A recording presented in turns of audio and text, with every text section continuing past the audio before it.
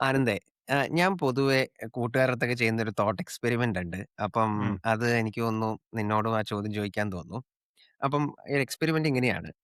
2 countries ഉണ്ട്. ഒന്ന് country A, വേറൊന്ന് കൺട്രി ബി. റൈറ്റ്? ഉം, 2 കൺട്രിയിലും 2 ആൾക്കാരേ ഉള്ളൂ. ഉം, ഓക്കെ. ആൻഡ് ഈ 2 കൺട്രിയിലും ഈ പോവർട്ടി ലൈൻ എന്ന് പറയുന്നത്, അതായത് ബേസിക് സസ്റ്റനൻസിന്റെ ലൈൻ, നമ്മൾ പോവർട്ടി ലൈൻ എന്നൊക്കെ പറയുന്ന ലൈൻ എന്ന് പറയുന്നത് ₹100 മാസം ശമ്പളം കിട്ടുക എന്നുള്ളതാണ് ഉം, പോവർട്ടി ലൈൻ. ഓക്കെ. ഇതൊരു ഉം, ഹൈപ്പോത്തറ്റിക്കൽ എക്സാമ്പിൾ ആണ്. അപ്പം കൺട്രി എയില് 2 പേരാണല്ലോ ഉള്ളത്.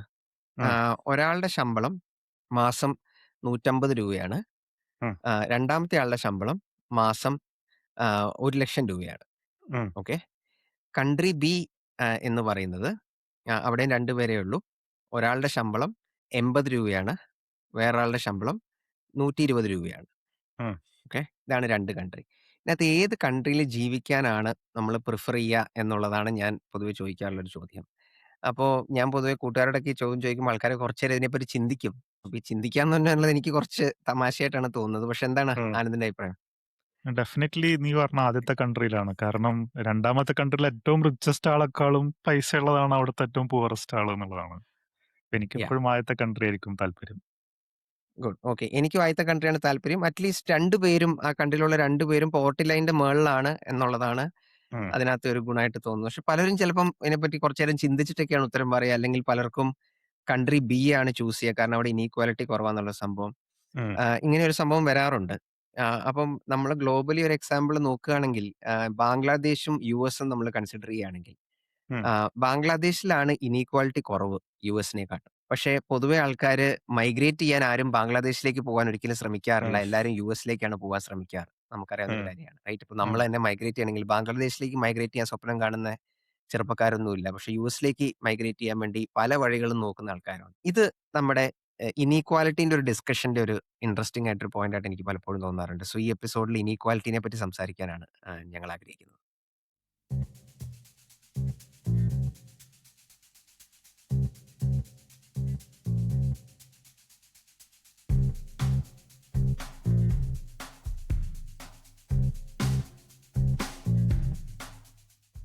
നമസ്കാരം. എല്ലാവർക്കും നയദൃഷ്ടി പോഡ്കാസ്റ്റിന്റെ ഏറ്റവും പുതിയ എപ്പിസോഡിലേക്ക് സ്വാഗതം. എൻ്റെ പേര് ആനന്ദ്. എൻ്റെ കൂടെയുള്ളത് സോനൽ. അപ്പൊ സോനൽ പറഞ്ഞതുപോലെ ഈ ഒരു എപ്പിസോഡിൽ നമ്മൾ ഇന്നീക്വാലിറ്റി അല്ലെങ്കിൽ സാമ്പത്തിക അസമത്വം എന്നൊക്കെ പറയുന്ന ഒരു സംഭവത്തിനെ പറ്റിയിട്ടാണ് ഡിസ്കസ് ചെയ്യാന്ന് വിചാരിക്കുന്നത്. നമ്മൾ ഇത് പൊതുവെ അവിടെ ഇവിടെയൊക്കെ കേൾക്കാറുണ്ട്. യൂഷ്വലി ഓക്സ്ഫാം എന്ന് പറഞ്ഞ ഒരു ഓർഗനൈസേഷൻ ഇതിനെപ്പറ്റി ഡീറ്റെയിൽ ആയിട്ട് പഠിച്ചിട്ട് ഓരോ റിപ്പോർട്ടൊക്കെ കൊണ്ടുവരാറുണ്ട്.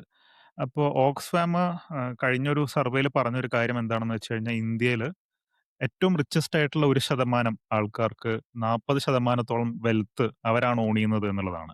അതേസമയം ഏറ്റവും പുവറസ്റ്റ് ആയിട്ടുള്ള 50% ആൾക്കാർക്ക് അറൗണ്ട് 3% വെൽത്ത് മാത്രമേ ഉള്ളൂ എന്നൊക്കെയാണ് ഓക്സ്ഫാമിന്റെ സ്റ്റഡി പറയുന്നത്. അപ്പോൾ ഓക്സ്ഫാമിന്റെ സ്റ്റഡിയിൽ യൂഷ്വലി പറയാറുള്ളത് ഭയങ്കരമായിട്ട് റിച്ച് ആയിട്ടുള്ള ആൾക്കാർ പിന്നെയും പിന്നെയും റിച്ച് ആയിക്കൊണ്ടിരിക്കുകയാണ്, പുവർ ആയിട്ടുള്ളവർ പുവർ ആയിക്കൊണ്ടിരിക്കുകയാണ് എന്നൊക്കെയുള്ളതാണ് അവർ പറയാറുള്ളത്. ഭയങ്കര ഇന്നീക്വാലിറ്റി ഉണ്ട് ഇന്ത്യയിലും വേറെ രാജ്യങ്ങളിലൊക്കെ, ഇന്നീക്വാലിറ്റി കൂടി വരുന്ന ഒരു സാഹചര്യമാണ് ഉള്ളത് എന്നൊക്കെ അവർ പറയാറുണ്ട്. അപ്പോൾ പലപ്പോഴും നമ്മൾ ഇത് ഭയങ്കര ഡിബേറ്റ് ഒക്കെ ആവാറുണ്ട്. പലയിടത്തും ഇതൊരു വയലന്റ് പ്രൊട്ടസ്റ്റുകളിലേക്കൊക്കെ മാറാറുണ്ട്. അപ്പോൾ ഈ ഒരു എപ്പിസോഡിൽ കുറച്ച് ഈ ഒരു ഇൻഇക്വാലിറ്റിയുടെ ഐഡിയയും അതെന്താണ് ഇൻഇക്വാലിറ്റി എന്ന് പറയുന്നത്, ഇൻഇക്വാലിറ്റി എങ്ങനെയാണ് പ്രശ്നകരമാവുന്നത്, ഇൻഇക്വാലിറ്റി എന്താണെന്നൊക്കെ നമുക്ക് നോക്കാം എന്നുള്ളതാണ് വിചാരിച്ചത്. അപ്പൊ സോനൽ, നമുക്ക് തുടക്കത്തിൽ തന്നെ എന്താണ് ഈ ഇൻഇക്വാലിറ്റി എന്ന് പറഞ്ഞിട്ട് തുടങ്ങാം.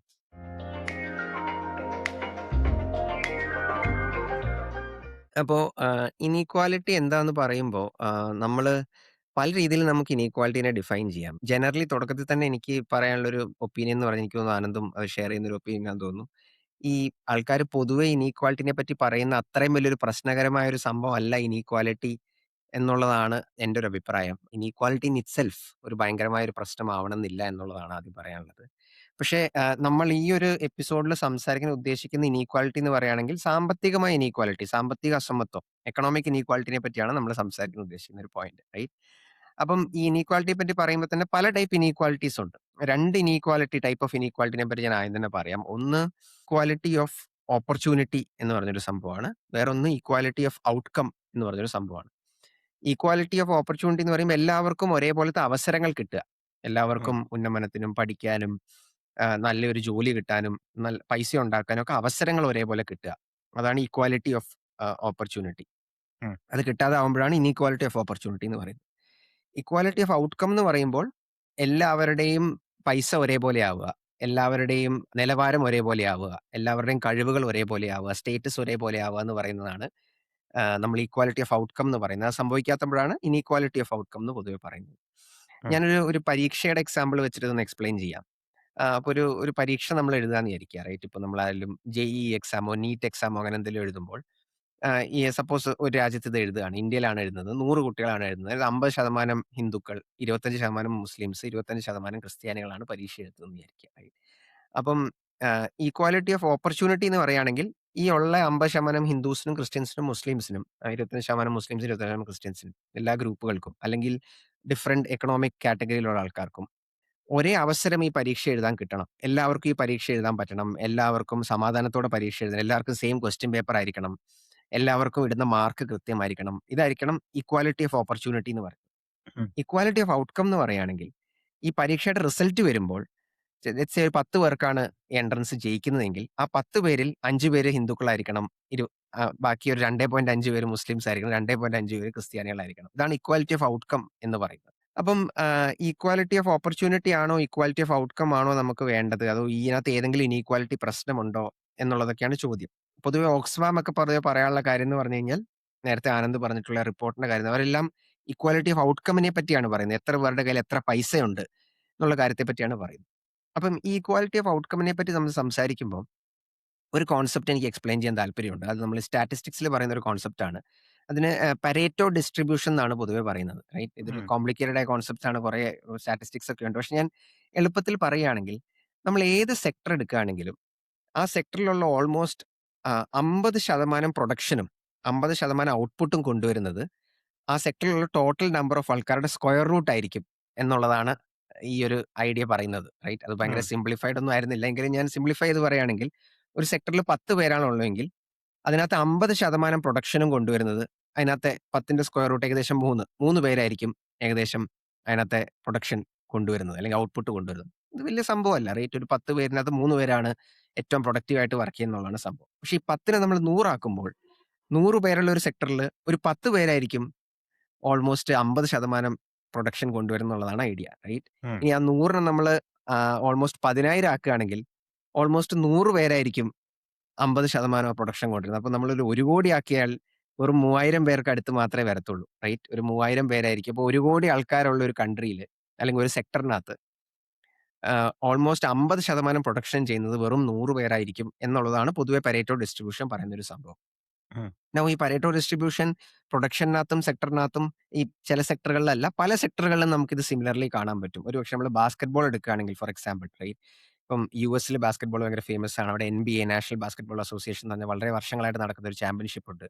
അവിടെ നമ്മൾ നോക്കുകയാണെങ്കിൽ ഓൾമോസ്റ്റ് കൂടുതൽ പോയിന്റുകളും നേടിയിട്ടുള്ളത് വെറും ചുരുക്കം ആൾക്കാരാണ്. റൈറ്റ്. ഒരു ഇപ്പോൾ LeBron James, Michael Jordan, Kareem Abdul Jabbar എന്നൊക്കെ പറഞ്ഞ വളരെ ഗ്രേറ്റ് പ്ലേയേഴ്സിനെ എടുക്കാൻ അവരുടെ പോയിന്റുകൾ മാത്രം നോക്കുകയാണെങ്കിൽ ബാക്കിയുള്ള 1000-ഓളം പ്ലേയേഴ്സിന്റെ പോയിന്റ് കമ്പയർ ചെയ്യുമ്പോൾ ഇവരുടെ പോയിന്റ് ഭയങ്കര കൂടുതലാണ്. അപ്പൊ ഉം, പലപ്പോഴും അവിടെ ഒരു 80-20 റൂൾ ഒക്കെ പറയാറുണ്ട്. അത് 20% ഓഫ് പ്ലേയേഴ്സ് ആണ് 80% ഓഫ് പോയിന്റ്സും നേടുന്നതെന്ന് പറയാറുണ്ട്. നമ്മള് ഈ സംഭവം തന്നെ നേച്ചറിലും നമുക്ക് കുറെ കാണാൻ പറ്റും. റൈറ്റ്. ഇപ്പം നമ്മള് ഇപ്പൊ ട്രീസ് എടുക്കുകയാണ്, ഫോറസ്റ്റ് എടുക്കുകയാണെങ്കിൽ വളരെ ടോൾ ആയിട്ടുള്ള ട്രീസുകൾ വളരെ കുറച്ചേ ഉണ്ടാവുള്ളൂ. ബാക്കിയുള്ള മെജോറിറ്റി ഓഫ് ട്രീസുകളും വളരെ ഷോർട്ട് ആയ ട്രീസ് ആയിരിക്കും. റൈറ്റ്. ഫോറസ്റ്റുകളുടെ ഡെൻസിറ്റി വൈസ് നമുക്ക് ഈ 80-20 റൂൾ പറയാൻ പറ്റും. ഇത് ഇൻട്രസ്റ്റിംഗ്ലി അഗ്രികൾച്ചറിലും ഈ സ്റ്റഡി നമ്മൾ ചെയ്ത് നോക്കുന്ന സമയത്ത് ഓൾമോസ്റ്റ് 80% ഓഫ് ദ പ്രൊഡക്ഷൻസും 20% ഓഫ് ലാൻഡ് എന്നാണ് പൊതുവെ ഉണ്ടാവുന്നത്. ഈവൻ ലാൻഡ് എല്ലാവർക്കും സിമിലർ ആണെങ്കിലും 80% ഓഫ് പ്രൊഡക്ഷൻ നടക്കുന്നത് വെറും 20% ഓഫ് ലാൻഡിൽ നിന്നാണ്. ഇനിയല്ല നമ്മൾ ഫാർമേഴ്സിനെ നോക്കുകയാണെങ്കിൽ ഒരു വളരെ small fraction of farmers extremely productive ആയിരിക്കും ബാക്കി ഫാർമേഴ്സിനെ നമ്മൾ കമ്പയർ ചെയ്യുന്ന സമയത്ത്. റൈറ്റ്. അപ്പം ഇതാണ് പരേറ്റോ ഡിസ്ട്രിബ്യൂഷൻ പറയുന്നത്. സോ ഉം, കുറെ രീതിയിൽ നോക്കുകയാണെങ്കിൽ ഇങ്ങനത്തെ ഒരു ഇനീക്വാലിറ്റി ഈ ഒരു Pareto distribution in terms of production ഔട്ട്കമ്മിന്റെ കേസിലുള്ള കാര്യങ്ങളിൽ ഒരു നേച്ചറിന്റെ റിയാലിറ്റിയാണ്. പലപ്പോഴും ഇത് സംഭവിക്കുന്ന കാര്യമാണ്. റൈറ്റ്. ഒരു ലെസൺസ് ഓഫ് ഹിസ്റ്ററി എന്ന് പറഞ്ഞിട്ട് വിൽ ഡുറാന്റ് എഴുതിയൊരു ബുക്ക് ഉണ്ട്. അദ്ദേഹം പറയുന്നത് it's A fact of life. Inequality ഒരു ഫാക്ട് ഓഫ് ലൈഫ് ആണ്. സിവിലൈസേഷൻസ് കൂടുതൽ കോംപ്ലക്സ് ആവും തോറും ഈ ഇനീക്വാലിറ്റി വർദ്ധിച്ചു വരും എന്ന് പറയുന്ന ഒരു ഐഡിയ ഉണ്ട്. അപ്പം ഇവിടെയാണ് ഇക്വാലിറ്റി ഓഫ് ഔട്ട്കം ആണോ, ഇക്വാലിറ്റി ഓഫ് ഓപ്പർച്യൂണിറ്റി ആണോ പലപ്പോഴും വേണ്ടത് എന്ന് നമ്മൾ ചിന്തിക്കേണ്ട ഒരു idea. Right. Equality of outcome നമുക്ക് എങ്ങനെ കൊണ്ടുവരാൻ പറ്റും? ഇക്വാലിറ്റി ഓഫ് ഓപ്പർച്യൂണിറ്റി നമ്മൾ എങ്ങനെ കൊണ്ടുവരാൻ പറ്റും? ഏത് കൊണ്ടുവരണയാണ് നല്ലത് എന്ന് നമ്മൾ ചിന്തിക്കുകയാണെങ്കിൽ ഇക്വാലിറ്റി ഓഫ് ഔട്ട്കം ഉണ്ടായിരുന്ന സൊസൈറ്റീസ് നമ്മുടെ ഹിസ്റ്ററി ഹ്യൂമൻ ബീയിങ്സിന്റെ ഹിസ്റ്ററി നോക്കുകയാണെങ്കിൽ അല്ലെങ്കിൽ ഗ്ലോബൽ ഹിസ്റ്ററി നോക്കുകയാണെങ്കിൽ വളരെ ഓൾമോസ്റ്റ് റെയർ ആണ്. ഒരു സൊസൈറ്റിയിലും പലപ്പോഴും നമുക്ക് കാണാൻ പറ്റത്തില്ല ഇക്വാലിറ്റി ഓഫ് ഔട്ട്കം ഉണ്ടാകുന്നത്. അതായത് എല്ലാവർക്കും ഒരേ എമൗണ്ട് ഓഫ് പ്രൊഡക്ടിവിറ്റി, എല്ലാവർക്കും ഒരേ എമൗണ്ട് ഓഫ് ടാലന്റ്, എല്ലാവർക്കും ഒരേ എമൗണ്ട് ഓഫ് സാമ്പത്തിക സമത്വം, റൈറ്റ്? അങ്ങനത്തെ സൊസൈറ്റികൾ വളരെ കുറവായിരുന്നു. ഇത് ശ്രമിച്ചിട്ടുള്ള കുറച്ച് സൊസൈറ്റികളുണ്ട് നമ്മുടെ കഴിഞ്ഞ സെഞ്ച്വറിയിൽ, റൈറ്റ്?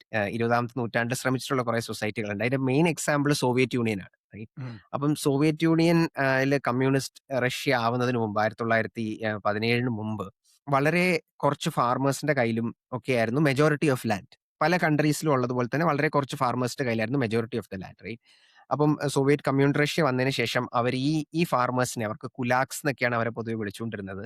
ഈ കുലാക്സിനെയൊക്കെ പിടിച്ച് അവരെയെല്ലാം പിടിച്ച് കോൺസെൻട്രേഷൻ ക്യാമ്പിലിട്ടു. അവരെല്ലാം ക്ലാസ് എനിമി, വർഗ്ഗശത്രു എന്നൊക്കെ വിളിച്ച് അവരെ കോൺസെൻട്രേഷൻ ക്യാമ്പിലിട്ടു. അവരുടെ കോൺസെൻട്രേഷൻ ക്യാമ്പിന്റെ പേര് ഗുലാഗ്സ് എന്നായിരുന്നു. എന്നിട്ട് ലാൻഡിനെല്ലാം കളക്ടിവൈസ് ചെയ്തു. ലാൻഡ് എല്ലാവരുടെയും കോമൺ പ്രോപ്പർട്ടിയാണ്. എല്ലാവരെയും കളക്ടിവൈസ് ചെയ്തു, റൈറ്റ്?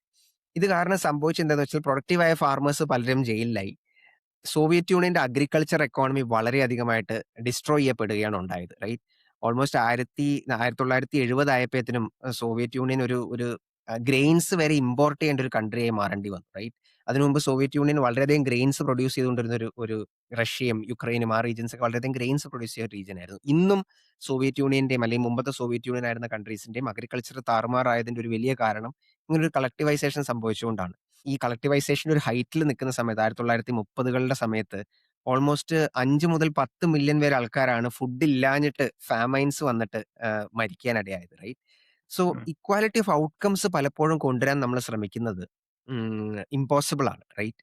അതിനുവേണ്ടിയുള്ള നമ്മുടെ പല എക്സ്പെരിമെന്റുകളും ശ്രമങ്ങളും ഇപ്പൊ ചൈനയിൽ അത് ശ്രമിച്ചിട്ടുണ്ട്, സോവിയറ്റ് യൂണിയൻ ശ്രമിച്ചിട്ടുണ്ട്. പലപ്പോഴും അതെല്ലാം അടിമത്തത്തിലേക്കും ഒത്തിരി പേരെ കൊല്ലുന്നതിലേക്കും ഫാമൈനുകളിലേക്കും അങ്ങനത്തെ പ്രശ്നങ്ങളിലേക്കാണ് പൊതുവെ നീങ്ങുന്നത്, right? So equality of outcomes എൻ്റെ ഒരു അഭിപ്രായത്തിൽ പലപ്പോഴും ടിറനിയിലേക്കാണ് നീങ്ങുന്നത് എന്നുള്ളതാണ് എൻ്റെ ഒരു കാഴ്ചപ്പാട്, റൈറ്റ്? അതേസമയം ഇക്വാലിറ്റി ഓഫ് ഓപ്പർച്യൂണിറ്റി എന്താണ് എന്നുള്ളൊരു ഐഡിയ ഉണ്ട്, റൈറ്റ്? ഇക്വാലിറ്റി ഓഫ് ഓപ്പർച്യൂണിറ്റി എന്ന് പറയുമ്പോൾ എല്ലാവർക്കും ഫാം ചെയ്യാൻ, ഗ്രെയിൻസ് ഉണ്ടാക്കാൻ അല്ലെങ്കിൽ ജോലികൾ നേടാൻ, സമ്പാദിക്കാൻ നമ്മൾ അവസരങ്ങൾ ബ്രോഡ്ലി ഒരേപോലെ ആക്കി കൊടുക്കുക, തടസ്സങ്ങൾ നീക്കി കൊടുക്കുക എന്നുള്ളതാണ് ഇക്വാലിറ്റി ഓഫ് ഓപ്പർച്യൂണിറ്റി എന്നുള്ളൊരു ഐഡിയ. ഈ ഇക്വാലിറ്റി ഓഫ് ഓപ്പർച്യൂണിറ്റി നമ്മൾ കൊടുക്കുക എന്ന് പറയുന്ന സമയത്ത് എല്ലാവർക്കും അവരുടേതായ ഇഷ്ടങ്ങളും അവരുടേതായ ഫാർമിംഗ് ടെക്നിക്സും അവരുടേതായ ഇന്നവേഷൻസും അവരുടേതായ ക്രിയേറ്റീവ് ഐഡിയാസും കൊണ്ടുവരാനുള്ള സ്വാതന്ത്ര്യം അവർക്ക് കൊടുക്കുക എന്നുള്ളതാണ് ഐഡിയ, റൈറ്റ്? സോ ഉം. ഇക്വാലിറ്റി ഓഫ് ഓപ്പർച്യൂണിറ്റി എന്ന് പറയുന്നത് ആൾക്കാർക്ക് സ്വാതന്ത്ര്യം കൊടുക്കുന്ന ഒരു ഐഡിയയും ക്വാളിറ്റി ഓഫ് ഔട്ട്കം എന്ന് പറയുന്നത് പലപ്പോഴും നമ്മള് കൂടുതലുള്ള ആൾക്കാരുടെ അടുത്ത് പിടിച്ചു പറിച്ച് കുറവുള്ള ആൾക്കാരുടെ കയ്യിൽ കൊടുക്കുക, അങ്ങനെ ഒരു റീഡിസ്ട്രിബ്യൂഷന്റെ ഐഡിയയാണ്, റൈറ്റ്? അപ്പോ ഫേമസ് എക്കണോമിസ്റ്റ് ഉണ്ടായിരുന്നു 20th സെഞ്ച്വറിയിൽ ഉണ്ടായിരുന്ന മിൽട്ടൺ ഫ്രീഡ്മൻ എന്ന് പറഞ്ഞിട്ടുള്ള അദ്ദേഹത്തിന്റെ ഒരു ഫേമസ് കോട്ട് ഉണ്ട്. ആ കോട്ട് ഇങ്ങനെയാണ് പറയുന്നത്: if you want equality more than freedom, you will end up with neither.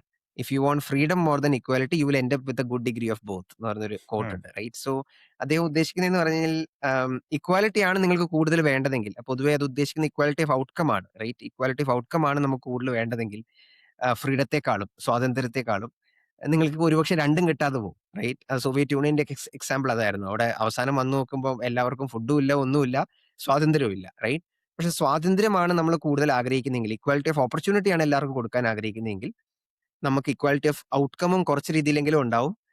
എല്ലാവർക്കും സ്വാതന്ത്ര്യവും ഉണ്ടാവും എന്നുള്ളൊരു ഐഡിയ ആണ്, റൈറ്റ്? സോ എനിക്ക് തോന്നുന്നു പലപ്പോഴും ഇക്വാലിറ്റി അല്ലെങ്കിൽ ഇനീക്വാലിറ്റിനെ പറ്റിയുള്ള കോൺവെർസേഷനിൽ നമ്മൾ ഈ ഔട്ട്കംസ് ആണോ നമ്മൾ ഈക്വൽ ആക്കേണ്ടത്, അതോ ഓപ്പർച്യൂണിറ്റീസ് ആണോ ഈക്വൽ ആക്കേണ്ടത് എന്നൊരു ഡിസ്റ്റിങ്ഷൻ നമ്മൾ പലപ്പോഴും ചിന്തിക്കേണ്ടതുണ്ട്. ഡിസ്റ്റിങ്ഷൻ ചിന്തിക്കുമ്പോൾ തന്നെ ഏതാണ് പ്രാക്ടിക്കലി നമുക്ക് പോസിബിൾ ആയിട്ടുള്ളത്, അതിന്റെ എക്സാമ്പിൾസ് നമുക്ക് മുമ്പ് എന്തെങ്കിലും ഉണ്ടോ എന്ന് നമ്മൾ ചിന്തിക്കുന്നത് യൂസ്ഫുൾ ആയിരിക്കും എന്ന് എനിക്ക് തോന്നുന്നു. അപ്പൊ അതാണ് ഇക്വാലിറ്റിയുടെ ഒരു ഇനീക്വാലിറ്റിയുടെ ഇക്വാലിറ്റിയുടെ ഒരു ജനറൽ ഡിസ്കഷനിൽ എനിക്ക് ആഡ് ചെയ്യാനുള്ള 1, 2 പോയിന്റ്സ്.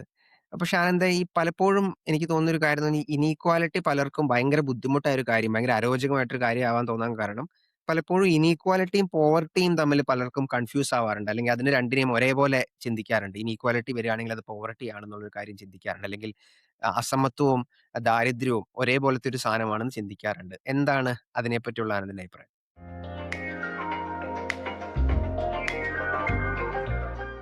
അത് പറയുന്നതിന് മുന്നേ എനിക്ക് ആ ഓക്സ്ഫാമിന്റെ ഒരു റിപ്പോർട്ടിനെ പറ്റിയും കുറച്ചൊന്ന് പറയണമെന്നുണ്ട്. കാരണം അത് ഓക്കെ. ഓക്സ്ഫാമിന്റെ റിപ്പോർട്ട് വായിച്ചു കഴിഞ്ഞാൽ നമ്മളെല്ലാവരും ഭയങ്കര നെഗറ്റീവായിട്ട് ആവാൻ സാധ്യതയുണ്ട്. ഡിപ്രസ്ഡ് ആവാൻ സാധ്യതയുണ്ട്. ലോകത്ത് മുഴുവൻ പൈസക്കാര് കൂടുതൽ പൈസക്കാരായിക്കൊണ്ടിരിക്കുകയാണ്.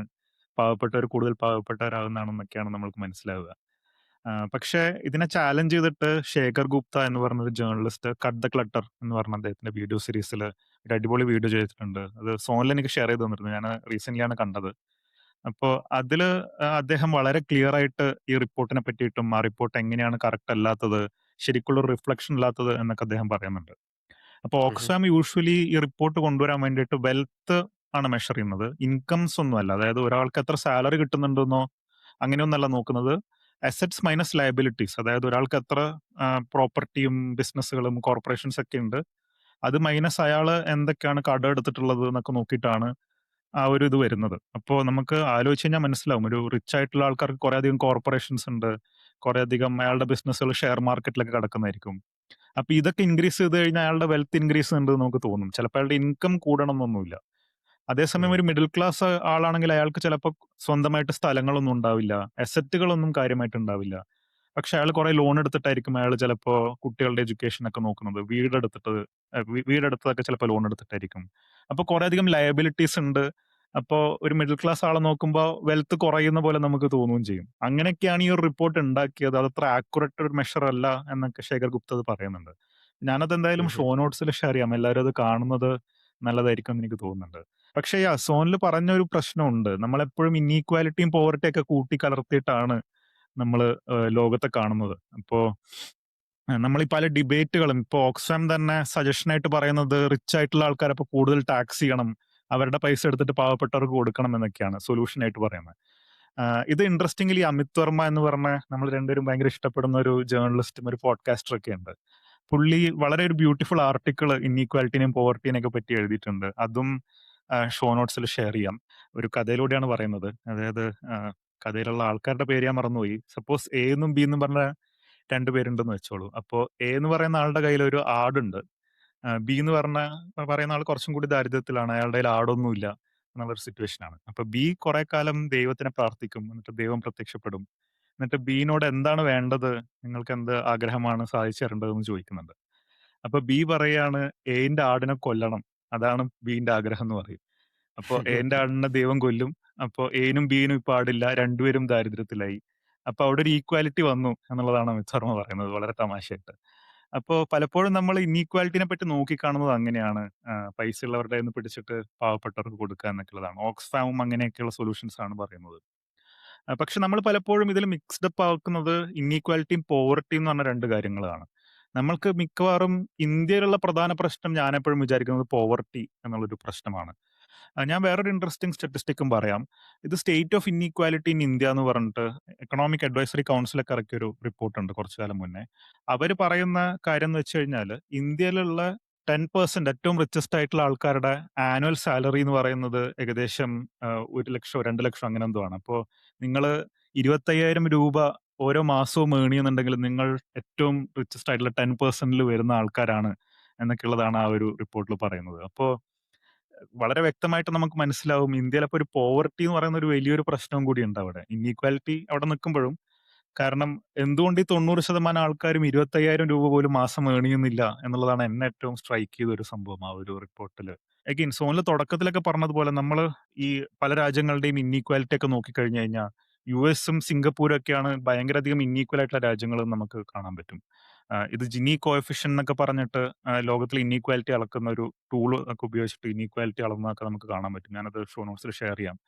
അപ്പൊ അതൊക്കെ വെച്ച് നോക്കുമ്പോൾ പല രാജ്യങ്ങളും ഉണ്ട്. സിംഗപ്പൂരിനെയും യുഎസിനെക്കാളൊക്കെ ഇന്നീക്വാലിറ്റി കുറവായിട്ടുള്ളത്.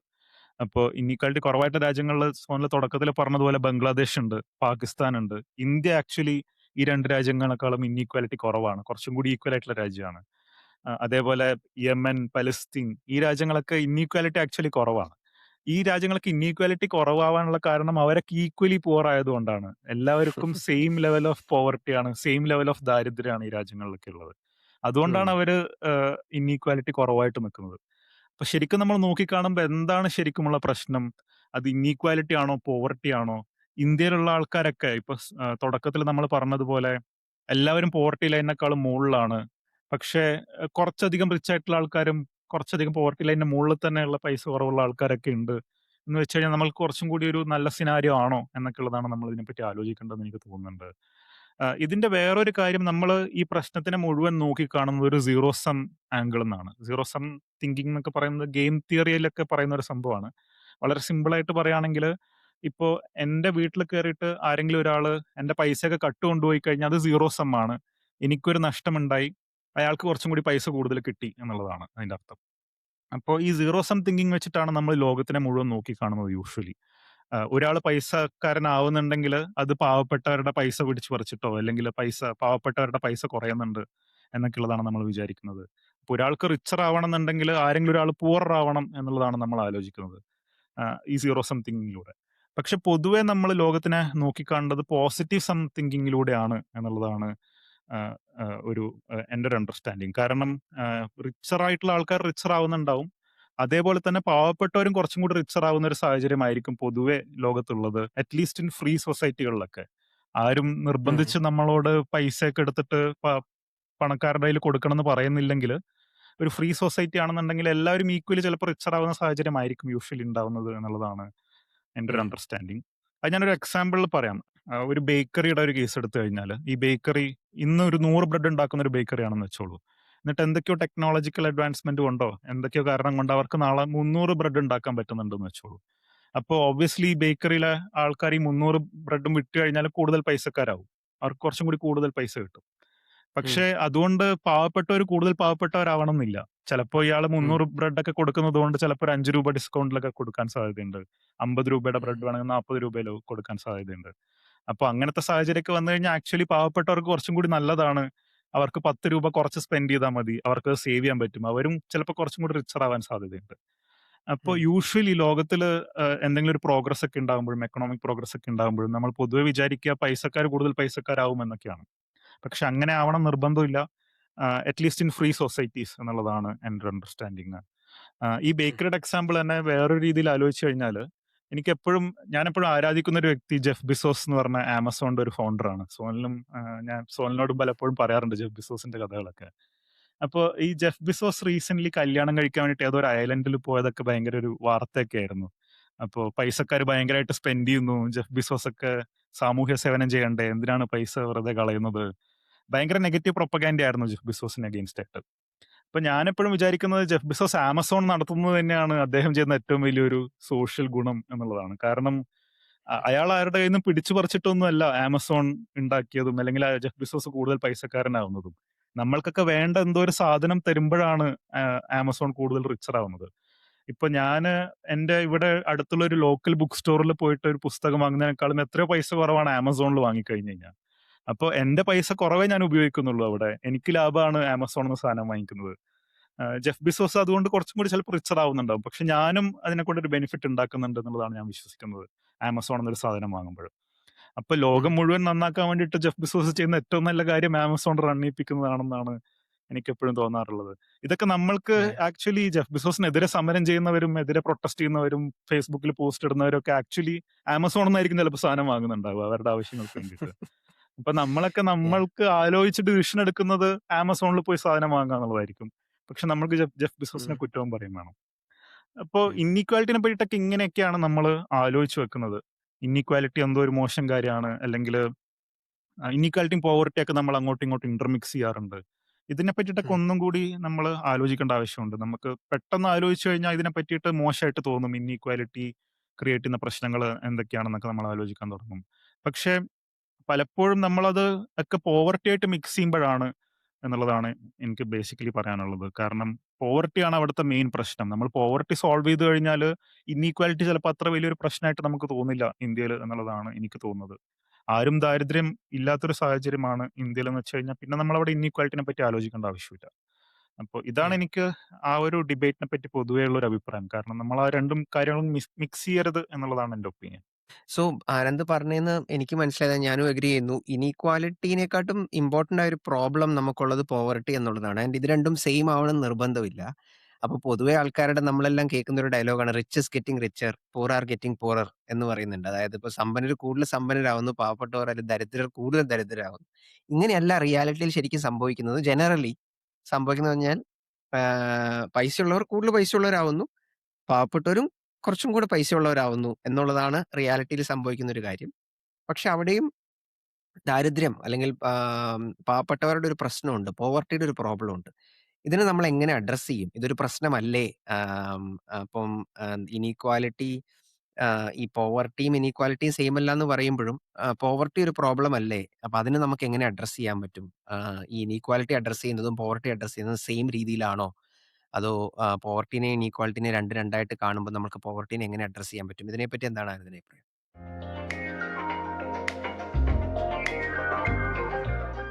ഇത് അഗെയിൻ ഞാൻ കുറേയധികം ആലോചിക്കുന്ന ഒരു സംഭവമാണ്. ഡെഫിനിറ്റ്ലി പോവർട്ടി ഒരു വലിയ പ്രശ്നമാണ് ഇന്ത്യയില്. ദാരിദ്ര്യം നമ്മൾക്ക് എങ്ങനെ റിമൂവ് ചെയ്യാൻ പറ്റും? ഇത്രയധികം ആൾക്കാര് പാവപ്പെട്ടവരായിട്ട് ഇന്ത്യയിൽ ഉണ്ടാവുക ഇപ്പോഴും എന്നൊക്കെ പറയുന്നത് ഭയങ്കര വിഷമിപ്പിക്കുന്ന ഒരു കാര്യമാണ്. അപ്പൊ നമ്മള് സോൾവ് ചെയ്യാൻ നോക്കുന്ന ഒരു പ്രശ്നവും അതാണ്. എങ്ങനെയാണ് നമുക്ക് ദാരിദ്ര്യം മുക്തം ആവാം എന്നുള്ളതാണ്. അപ്പോ ഇതിനെ പറ്റിയിട്ട് ഞാൻ നേരത്തെ അമിത് വർമ്മേനെ പറ്റി ഒന്ന് സൂചിപ്പിച്ചിരുന്നു. അപ്പോ അമിത് വർമ്മ അഗെയിൻ നമ്മള് ഈ പോഡ്കാസ്റ്റ് ഒക്കെ തുടങ്ങാൻ വേണ്ടിയിട്ട് വളരെയധികം മോട്ടിവേറ്റ് ചെയ്തതും അഡ്വൈസ് ചെയ്തതും നമുക്ക് ഒരാളാണ്. പുള്ളി നടത്തുന്ന ഒരു പോഡ്കാസ്റ്റ് സീരീസ് ഉണ്ട്, സീൻ ആൻഡ് ദി അൺസീൻ എന്ന് പറഞ്ഞത്. ഇതിന് മുന്നേ നമ്മൾ അതിനെപ്പറ്റി സജസ്റ്റ് ചെയ്തിട്ടുണ്ട്. അതിൽ ലാൻഡ് പ്രിച്ചറ്റ് എന്ന് പറഞ്ഞ ഒരു എക്കണോമിസ്റ്റ് ഒരു എപ്പിസോഡ് ഉണ്ട്. ഞാനത് ഷോ നോട്ട്സിലും ഷെയർ ചെയ്യാം.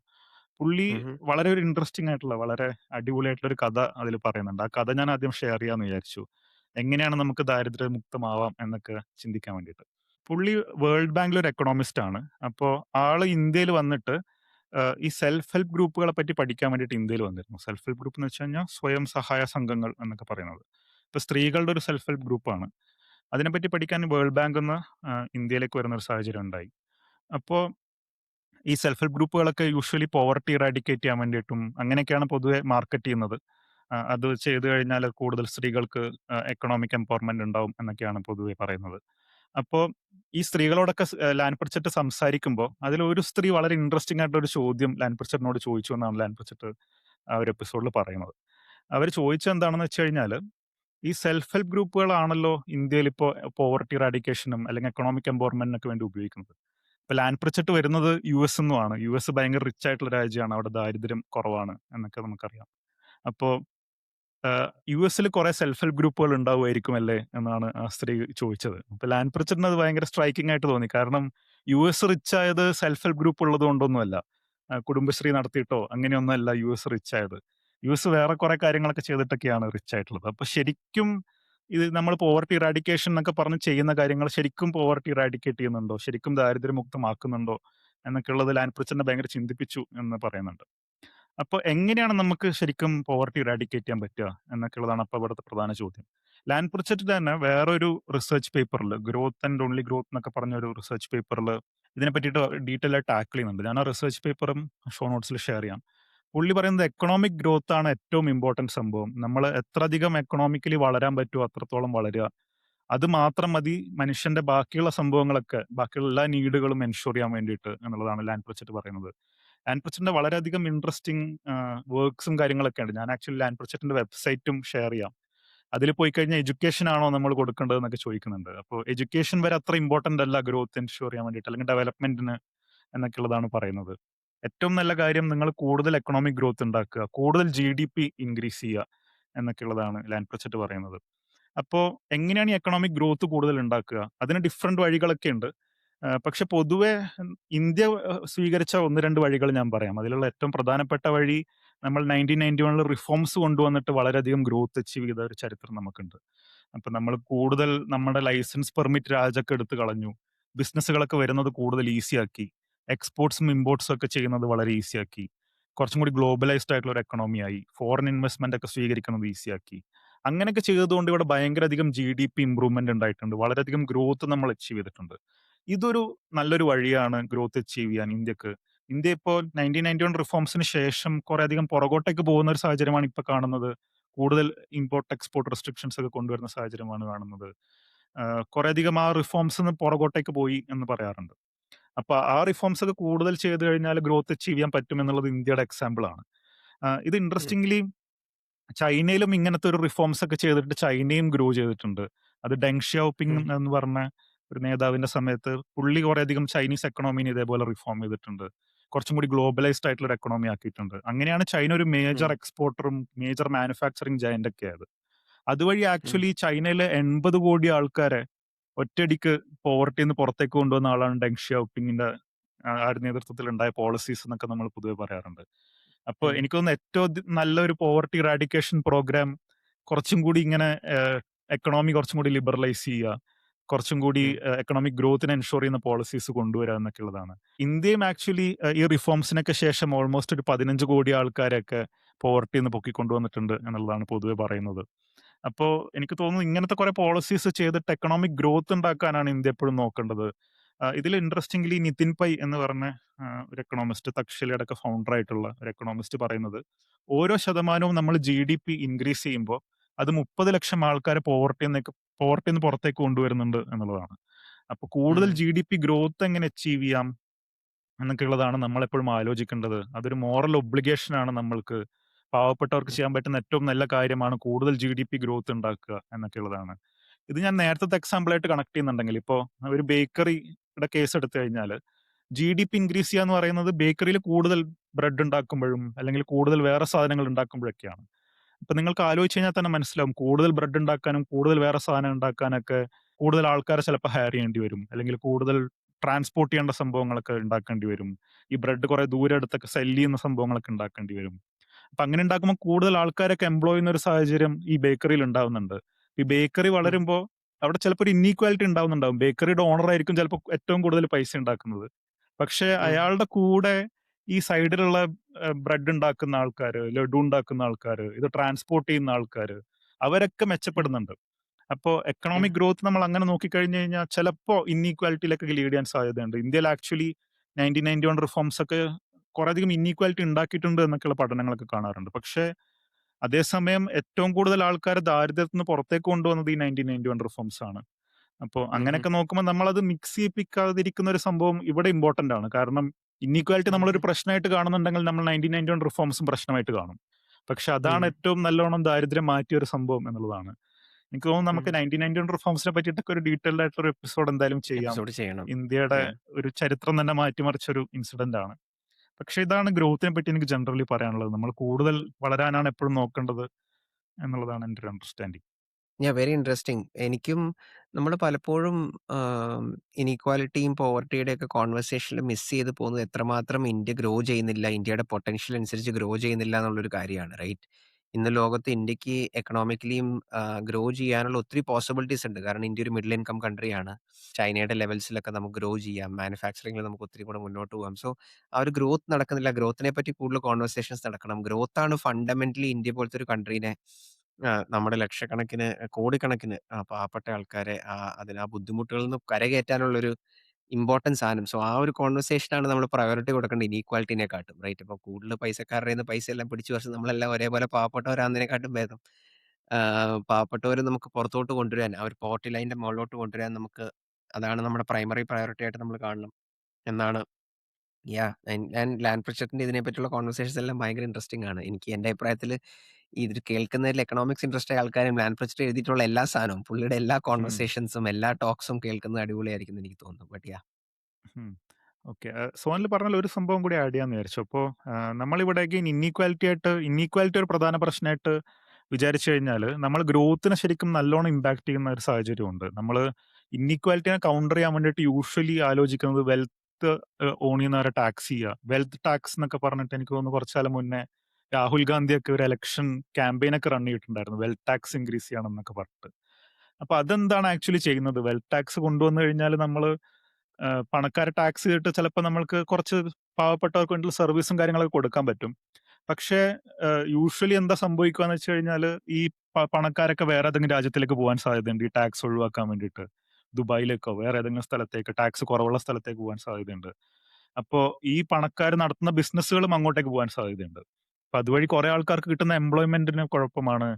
ഇവിടെ ഗ്രോത്ത് പിന്നെയും കുറയാനാണ് ചിലപ്പോൾ സാധ്യത ഉണ്ടാവുക. അങ്ങനെ കുറെ അധികം കമ്പനീസ് പുറത്തേക്ക് പോയി കഴിഞ്ഞാൽ. അപ്പോ എനിക്ക് തോന്നുന്നു നമ്മള് ആ ദാരിദ്ര്യമാണ് നമ്മളുടെ മെയിൻ പ്രശ്നം എന്ന് ആലോചിച്ചു കഴിഞ്ഞാല് നമ്മൾ ചിലപ്പോൾ അങ്ങനെ വെൽത്ത് ടാക്സിനെ പറ്റി ചിന്തിക്കാൻ സാധ്യതയില്ല. ഇന്നീക്വാലിറ്റി ആണ് പ്രശ്നം എന്ന് വിചാരിക്കുമ്പോഴാണ് നമ്മൾ ഈ വെൽത്ത് ടാക്സും അങ്ങനത്തെ സംഭവങ്ങളൊക്കെ ചിന്തിക്കുന്നത് എന്നും എനിക്ക് ആഡ് ചെയ്യണം തോന്നി. ഓക്കെ. പക്ഷെ പൊതുവെ നമ്മള് ഇന്നീക്വാലിറ്റി ഒരു പ്രശ്നകരമാവുന്നത് എനിക്ക് തോന്നുന്നു ഒരു സോഷ്യൽ അൺറസ്റ്റിലേക്കൊക്കെ നീങ്ങുമ്പോഴാണ്. നമ്മള് ഈ ഒക്യുപ്പൈ വാൾ സ്ട്രീറ്റ് എന്നൊക്കെ പറഞ്ഞിട്ടും കിൽ ദ റിച്ച് എന്നൊക്കെ പറഞ്ഞിട്ടൊക്കെയുള്ള ക്യാമ്പയിനും അങ്ങനെയൊക്കെ നമ്മൾ കാണാറുണ്ട്. ഇന്ത്യയിൽ ഉം. അത്ര കണ്ട് വലിയൊരു പ്രൊട്ടസ്റ്റിലേക്കൊന്നും ലീഡ് ചെയ്തിട്ടില്ല. പക്ഷെ പുറം നാടുകളിലൊക്കെ അത് ഭയങ്കര സീരിയസ് പ്രശ്നങ്ങളിലേക്കൊക്കെ ലീഡ് ചെയ്യുന്ന സാഹചര്യമൊക്കെ ഉണ്ടായിട്ടുണ്ട്. അപ്പൊ ഉം. അതിനെ പറ്റിയിട്ട് എന്താണ് സോനലിന്റെ അഭിപ്രായം? കാരണം ഒരു സോഷ്യൽ പ്രശ്നത്തിലേക്ക് ലീഡ് ചെയ്യാൻ സാധ്യതയുണ്ടോ ഇനീക്വാലിറ്റി?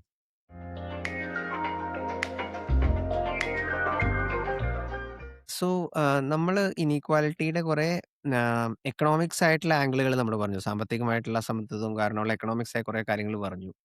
പക്ഷേ ഇനീക്വാലിറ്റിക്ക് ഇനീക്വാലിറ്റി അല്ല വലിയ പ്രശ്നം, പോവർട്ടി ആണ് വലിയ പ്രശ്നമുള്ള കാര്യവും നമ്മള് പറഞ്ഞു.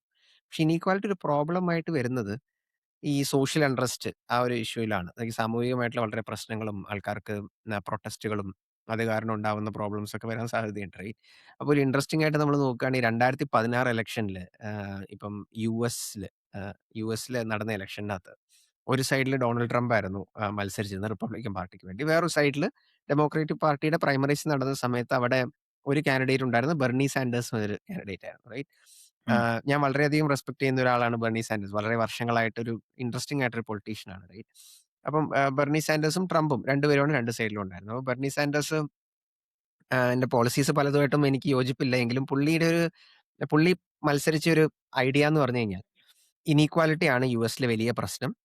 ഇനീക്വാലിറ്റി നമ്മൾ സോൾവ് ചെയ്യണമെങ്കിൽ റിച്ച് ആയ ആൾക്കാരെ ടാക്സ് ചെയ്യണം എന്നൊരു സാധനമാണ് പുള്ളിയുടെ സൊല്യൂഷൻ. റൈറ്റ്? ആനന്ദ് പറഞ്ഞ പോലെ തന്നെ. ഇൻട്രസ്റ്റിംഗ്ലി ട്രംപും ഇതേ കാര്യം തന്നെയാണ് പറയുന്നത്. ഇനീക്വാലിറ്റി ആണ് ഉം. യുഎസിന്റെ പ്രശ്നം. പക്ഷേ പൈസക്കാരെ നമ്മൾ ടാക്സ് ചെയ്യണതിന് പകരം പുള്ളിയുടെ സൊല്യൂഷൻ എന്ന് പറഞ്ഞു കഴിഞ്ഞാൽ യുഎസിലേക്ക് വരുന്ന ഇമിഗ്രൻസ് ആണ് പ്രശ്നം. ഉം. റൈറ്റ്? ഇമിഗ്രൻസ് ആണ് പ്രശ്നം. അപ്പം അവരെയാണ് നമ്മള് കൺട്രോൾ ചെയ്യേണ്ടത്. അപ്പൊ അങ്ങനെ ഭയങ്കര റേസിസ്റ്റ് ആയിട്ടുള്ള രീതിയിലുള്ള കുറച്ച് സൊല്യൂഷൻസ് ആണ് ട്രംപിന്റെ കയ്യിലുണ്ടായിരുന്നത്. റൈറ്റ്? അല്ലെങ്കിൽ റിലീജിയസ് ആയ മുസ്ലിംസ് ആണ് പ്രശ്നം, അല്ലെങ്കിൽ ഇമിഗ്രൻസ് ആണ് പ്രശ്നം. ഇങ്ങനത്തെ കുറച്ച് സജഷൻസ് ആയിരുന്നു പുള്ളിക്കുണ്ടായിരുന്നത്. അല്ലെങ്കിൽ ഫോറിൻ ട്രേഡ് ആണ് പ്രശ്നം. ട്രേഡ് നമ്മൾ കർബ് ചെയ്യണം. ഇമ്പോർട്ട് താരിഫ്സ് കൊണ്ടുവരണം. അങ്ങനത്തെയാണ് ട്രംപിന്റെ സൊല്യൂഷൻ. അപ്പൊ രണ്ടുപേരും ഐഡന്റിഫൈ ചെയ്ത പ്രശ്നം സെയിം ആണ്. ഇനീക്വാലിറ്റി ആണ് പ്രോബ്ലം എന്നുള്ളതാണ്. റൈറ്റ്?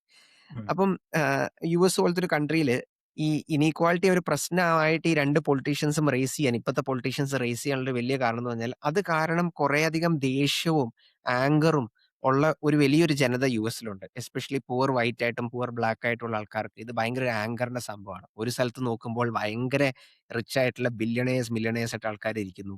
ഹോളിവുഡും അങ്ങനത്തെ വലിയ സ്പോർട്സുകാരും അങ്ങനത്തെ ആൾക്കാരിരിക്കുന്നു. ഒരു സമയത്ത് അതേസമയം റൂറൽ എസ്പെഷ്യലി സതേൺ ബെൽറ്റിലേക്കുള്ള ആൾക്കാർ വളരെയധികം പൂവർ ആയിട്ടിരിക്കുന്ന ആൾക്കാരുണ്ട്. പല സ്ഥലങ്ങളിലും ഉണ്ടാവും. റൈറ്റ്? ഇപ്പൊ യുഎസിലെ കേസാണ് പറഞ്ഞത്.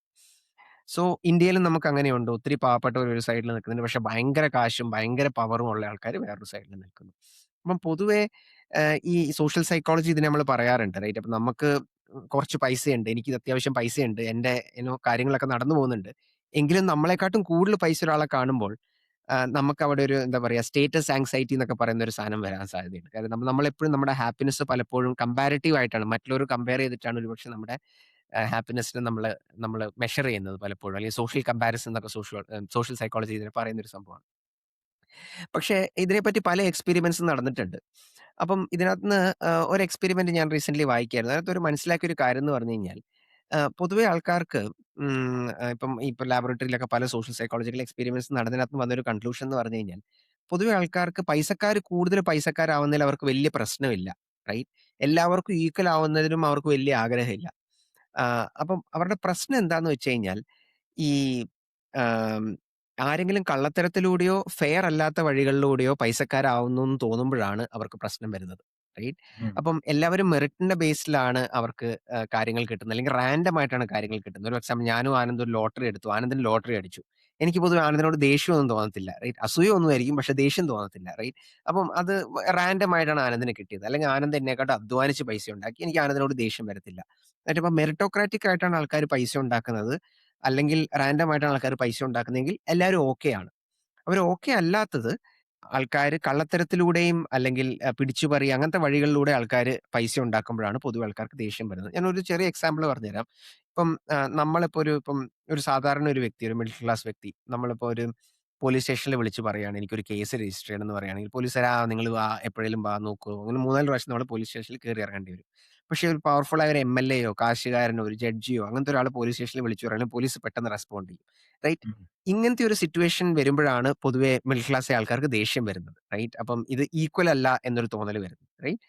അപ്പൊ ഇവിടെ ഒരു മെറിറ്റിന്റെ ബേസിലോ അങ്ങനെയൊന്നും അല്ല കാര്യം നടക്കുന്നത്. ഇപ്പം ഇങ്ങനത്തെ കേസുകൾ വരുമ്പോഴാണ് ഇനീക്വാലിറ്റി ഒരു പ്രോബ്ലമായി മാറാൻ സാധ്യതയുള്ളത്. രണ്ടാമത്തെ രീതിയിൽ ഇനീക്വാലിറ്റി ഒരു പ്രോബ്ലമായി മാറുന്നത് എന്താണെന്ന് വെച്ച് കഴിഞ്ഞാൽ ആൾക്കാർക്ക് പൊതുവേ ഒരു ഹോപ്പ് ഉണ്ടാവും. ഞാൻ അധ്വാനിക്കുകയാണ്, ഞാൻ കഷ്ടപ്പെടുകയാണ്, ഞാൻ കൂടുതൽ പഠിക്കുകയാണ്, കൂടുതൽ ഇന്നോവേഷൻസ് കൊണ്ടുവരികയാണ്. എനിക്ക് കൂടുതൽ പൈസ ഉണ്ടാക്കാൻ പറ്റും, അല്ലെങ്കിൽ സോഷ്യൽ ലാഡർ ക്ലൈംബ് ചെയ്യാൻ പറ്റും. കൂടുതൽ റിച്ചസ് ഉണ്ടാക്കാൻ പറ്റും, അല്ലെങ്കിൽ കൂടുതൽ നെറ്റ്വർക്ക്സ് ഉണ്ടാക്കാൻ പറ്റും എന്ന് ആൾക്കാർക്കൊരു ഹോപ്പ് ഉണ്ടെങ്കിൽ അതെപ്പോഴും നല്ലതാണ്. പക്ഷേ എത്ര നമ്മൾ ശ്രമിച്ചാലും നമുക്ക് ഉണ്ടാക്കാൻ പറ്റില്ല. ഇതൊക്കെ കൈയടക്കി വെച്ചിരിക്കുകയാണ് എന്നൊരു തോന്നലാണ്, തടസ്സങ്ങളാണ് എന്ന് തോന്നുകയാണെങ്കിൽ അവിടെയാണ് പ്രശ്നങ്ങൾ വരാൻ സാധ്യത. റൈറ്റ്? ആൾക്കാർക്ക് കൂടുതൽ ദേഷ്യം വരാം. ഞാൻ അതിന് വേറെ എക്സാമ്പിൾ പറഞ്ഞുതരാം. ഇപ്പൊ പൊതുവേ ബിസിനസ് ചെയ്യുന്നവർക്ക് ഇതൊരു എക്സാമ്പിൾ ആയിട്ട് അറിയാൻ പറ്റും. നമുക്ക് ബിസിനസ് ചെയ്യുന്ന സമയത്ത് കുറെ റൂൾസ് ആൻഡ് റെഗുലേഷൻസ് ഉണ്ട്. ഇന്ത്യ പോലത്തെ കൺട്രിയിൽ, റൈറ്റ്? അപ്പം പലപ്പോഴും ഫ്രണ്ടിൽ ഒരു ഡോർ വെക്കണം. ആ ഡോറിന്റെ സൈസ് ഇത്രയായിരിക്കണം. അല്ലെങ്കിൽ ജനൽ വെക്കണം. ജനലിന് ഇത്ര സൈസ് ആയിരിക്കണം. ബാക്കിൽ ഒരു ഡോർ വെക്കണം. ഇങ്ങനെയൊക്കെ ഒരു ഹോട്ടലിന്റെ ഒക്കെ എക്സാമ്പിളൊക്കെ നമ്മൾ മുമ്പ് പറഞ്ഞിട്ടുണ്ട്. റൈറ്റ്? ഇങ്ങനത്തെ കുറെ റൂൾസ് ഉണ്ട്. അപ്പൊ ഇതിന്റെ പെർമിഷൻസ് കിട്ടണം. പൊല്യൂഷൻ പെർമിഷൻ കിട്ടണം. അല്ലെങ്കിൽ വേറൊരു പെർമിഷൻ കിട്ടണം. അല്ലെങ്കിൽ എക്സൈസിന്റെ പെർമിഷൻ കിട്ടണം. അല്ലെങ്കിൽ വേറെ ലൈസൻസ് കിട്ടണം. അപ്പൊ ഇങ്ങനെ കുറെ പെർമിഷൻസ് നേടണം. അപ്പൊ നമ്മളൊരു സാധാരണ ബിസിനസ്സുകാരന് ഇപ്പൊ നമ്മൾ പെർമിഷൻ കിട്ടേണ്ട പഞ്ചായത്തിലോ മുനിസിപ്പാലിറ്റിയിലോ കോർപ്പറേഷനിലോ അല്ലെങ്കിൽ സ്റ്റേറ്റിലോ അല്ലെങ്കിൽ റെഗുലേറ്ററി ബോർഡുകളിലൊക്കെ നമ്മൾ പെർമിഷൻ പോകുമ്പോൾ നമ്മൾക്ക് ചിലപ്പം കിട്ടാൻ ഭയങ്കര ബുദ്ധിമുട്ടായിരിക്കും. പക്ഷെ കുറച്ചും കൂടെ പൈസയുള്ള ആൾക്കോ, കുറച്ചുകൂടെ പവറുള്ള ആൾക്കോ, എംഎൽഎനെ പരിചയമുള്ള ആൾക്കോ ഒക്കെ പലപ്പോഴും പെർമിഷൻസ് കിട്ടാൻ എളുപ്പമായിരിക്കും. റൈറ്റ്? അപ്പം നമ്മൾ എത്ര ശ്രമിച്ചാലും ഒരു പുതിയ ബിസിനസ് ഐഡിയ കൊണ്ടുവന്നു. പക്ഷെ ആ ബിസിനസ്സിനെ റൺ ചെയ്യിപ്പിക്കാൻ പലപ്പോഴും ഈ റെഗുലേഷൻസും റൂളുകളും കാര്യങ്ങളൊക്കെ നമുക്ക് തടസ്സമായി വെക്കുന്നു. പക്ഷേ നമ്മളെക്കാട്ടും വേറൊരാളെ നോക്കുമ്പോൾ അദ്ദേഹത്തിന്റെ കണക്ഷൻസും പൈസയും അല്ലെങ്കിൽ ഇൻഫ്ലുവൻസും കാരണം അദ്ദേഹത്തിന് എളുപ്പമായിട്ട് ഇത് ചെയ്യാൻ പറ്റുന്നു.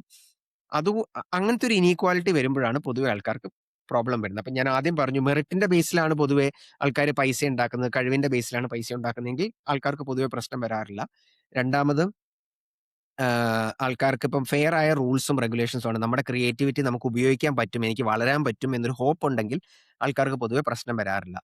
അപ്പം ഈ 2 കേസും എവിടെയാണോ ഗണ്ണിക്കപ്പെടുന്നത് അവിടെയാണ്, അല്ലെങ്കിൽ സൊസൈറ്റിയിൽ അങ്ങനെ ഒരു ദേഷ്യം വളർന്ന് വളർന്നാണ് പൊതുവെ ഇതൊരു സോഷ്യൽ അൺറസ്റ്റിലേക്കൊക്കെ പോവാനുള്ള സാധ്യത വരുന്നത്. റൈറ്റ്? ഇപ്പൊ പലപ്പോഴും ഇപ്പൊ ഇന്ത്യൻ ഗവൺമെന്റ് നമ്മൾ നോക്കുകയാണെങ്കിൽ ഇന്ത്യൻ ഗവൺമെന്റിൽ ഒരു ബിസിനസ് തുടങ്ങണമെങ്കിൽ ഇഷ്ടം പോലെ റൂൾസ് ഉണ്ട്.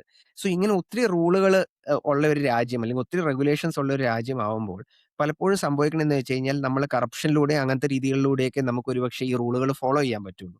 കറപ്ഷൻ എന്ന് പറഞ്ഞു കഴിഞ്ഞാൽ ഒത്തിരി പൈസ നമ്മൾ കൊടുക്കേണ്ടി വരും. പല ആൾക്കാർക്ക് പൈസ കൊടുക്കേണ്ടി വരും. അപ്പൊ കുറച്ചും കൂടെ പൈസ ഉള്ളവർക്കായിരിക്കും എളുപ്പത്തിൽ ഒരു ബിസിനസ് റൺ ചെയ്യാൻ പറ്റുക. നല്ല ഐഡിയാസ് ഉള്ള ആൾക്കാവണം എന്ന് നിർബന്ധമില്ല. റൈറ്റ്? സോ ഉം. അവിടുത്തെ ഒരു കാര്യം എന്ന് പറഞ്ഞു കഴിഞ്ഞാൽ നല്ല ഐഡിയാസിനെയും ആ മെറിറ്റിനെയും അദ്ദേഹത്തിന്റെ ശ്രമത്തെയും ഹാർഡ് വർക്കിനെയും വാല്യൂ ചെയ്യുന്ന ഒരു സിസ്റ്റം അല്ല. അതിന് പകരം ആ പവർ ഡിഫറൻഷ്യൽ നമുക്ക് നമ്മൾ പറയുന്ന പോലെ, അല്ലെങ്കിൽ ഇപ്പൊ കൂടുതൽ പൈസയുള്ള ആൾക്ക് കുറച്ചും കൂടെ അയാളുടെ ഐഡിയ ക്രിയേറ്റീവ് അല്ലെങ്കിലും അയാൾക്ക് ഈ റെഗുലേറ്ററി ക്യാപ്ചർ അല്ലെങ്കിൽ റെഗുലേഷൻസും അതിനെയൊക്കെ ചെയ്യുന്ന ആൾക്കാരെ കയ്യിലെടുത്തുകൊണ്ട് അവർക്ക് കാര്യങ്ങൾ നേടിയെടുക്കാൻ പറ്റും. ഇതാണ് പ്രശ്നം. അപ്പം നമ്മളൊരു ഫ്രീഡം ഉള്ള സൊസൈറ്റി, ഇക്വാലിറ്റി ഓഫ് ഓപ്പർച്യൂണിറ്റി ഉള്ള സൊസൈറ്റി ഉണ്ടാക്കുക എന്നുള്ളതാണ് ഇതിന്റെ സൊല്യൂഷൻ. റൈറ്റ്? അപ്പൊ ഇക്വാലിറ്റി ഓഫ് ഓപ്പർച്യൂണിറ്റി ഉണ്ടാവുന്ന സമയത്ത് ഒരുപക്ഷെ അതിന്റെ ഒരു സൊല്യൂഷൻ റെഗുലേഷൻസ് കുറച്ച് കുറയ്ക്കുക, സോ ദാറ്റ് നമുക്കൊരു ലെവൽ പ്ലേയിങ് ഫീൽഡ് ഉണ്ടാക്കാൻ പറ്റും. അല്ലെങ്കിൽ നമ്മുടെ ഇൻസ്റ്റിറ്റ്യൂഷൻസിനെ കുറച്ചും കൂടെ ഫെയർ ആക്കുക, സോ ദാറ്റ് എല്ലാവർക്കും ഒരു ലെവൽ പ്ലേയിങ് ഫീൽഡ് ഉണ്ടാക്കാൻ പറ്റും എന്നുള്ളതാണ് ഒരുപക്ഷെ സൊല്യൂഷൻ ആയിട്ട് വരുന്നത്. സോ സോഷ്യൽ അൺട്രസ്റ്റ് ഒരു റിയാലിറ്റിയാണ്. അതിന് നമ്മൾ ഇനീക്വാലിറ്റീസ് കുറയ്ക്കേണ്ട ആവശ്യമുണ്ട്. ആൾക്കാരുടെ ഹോപ്പ് നഷ്ടപ്പെടാതിരിക്കുക എന്നുള്ളൊരു ഇമ്പോർട്ടന്റ് ആയ കാര്യമാണ്. മെറിറ്റിന്റെ ബേസിൽ ആൾക്കാർക്ക്, ഹാർഡ് വർക്കിന്റെയും മെറിറ്റിന്റെയും കഴിവിന്റെയും ഇന്നോവേഷന്റെയും ക്രിയേറ്റിവിറ്റിയും ബേസിൽ ആൾക്കാർക്ക് റിവാർഡ്സ് കിട്ടുക എന്നുള്ളത് ഇമ്പോർട്ടന്റ് ആണ്. ഇത് പലപ്പോഴും കിട്ടാതെ വരുമ്പോഴാണ് പ്രശ്നങ്ങൾ ഉണ്ടാവുന്നത്.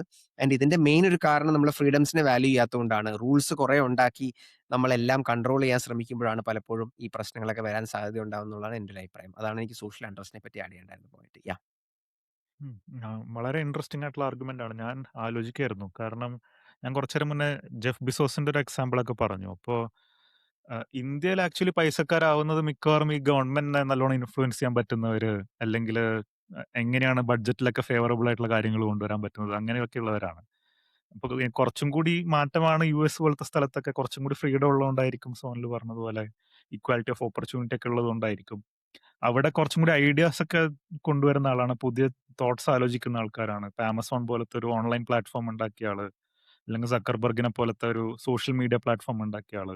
കുറച്ചും കൂടി അങ്ങനത്തെ കേസൊക്കെ നമ്മൾ കാണുന്നുണ്ടെന്ന് തോന്നുന്നുണ്ട്. അപ്പൊ ആ ഒരു ഡിഫറൻസും ഉണ്ട്. പക്ഷേ ഇൻട്രസ്റ്റിംഗ് സംഭവമാണ്. നമ്മളിതിനെ പറ്റിയിട്ടൊക്കെ ഒന്നും കൂടി കൂടുതൽ ചിന്തിക്കേണ്ട ആവശ്യമുണ്ട്. ഇന്നീക്വാലിറ്റി എന്താണ്? പോവർട്ടി എന്താണ്? ഇത് രണ്ടും മിക്സ് ചെയ്യാൻ പാടില്ല എന്നൊക്കെ നമ്മൾ പറഞ്ഞു. അപ്പൊ നിങ്ങൾ ഇതിനെ പറ്റിയിട്ടൊക്കെ കൂടുതൽ ആലോചിക്കുക. ഇതൊരു അഗെയിൻ ഒരു ട്രിക്കി സംഭവമാണ്. നിങ്ങൾക്കെല്ലാവർക്കും ഭയങ്കര പേഴ്സണൽ ബയസുകളും ഒപ്പീനിയനും ഒക്കെ ഉണ്ടാവും ഇതിനെപ്പറ്റി. കുറെയധികം എതിരഭിപ്രായങ്ങളൊക്കെ ഉണ്ടാവുമെന്ന് എനിക്ക് തോന്നുന്നുണ്ട്. അപ്പൊ അതൊക്കെ നിങ്ങൾ യാ. കമന്റിലിടുക. കൂടുതൽ നമ്മൾ പറഞ്ഞ സംഭവങ്ങളൊക്കെ ഒന്ന് വായിച്ചു നോക്കുക. എന്നിട്ട് അത് നിങ്ങളുടെ പെർസ്പെക്റ്റീവ്സ് മാറ്റുന്നുണ്ടോ എന്നൊക്കെ നോക്കുക. അപ്പൊ ഇത്രയൊക്കെയാണ് ഈ ഒരു എപ്പിസോഡിൽ നമ്മൾ ഷെയർ ചെയ്യാം എന്ന് വിചാരിച്ചത്. എല്ലാവർക്കും ഈ എപ്പിസോഡ് ഇഷ്ടപ്പെട്ടു എന്ന് വിചാരിക്കുന്നു. അടുത്ത ആഴ്ച പുതിയൊരു എപ്പിസോഡുമായിട്ട് നമുക്ക് വീണ്ടും കാണാം. ബൈ. Bye bye.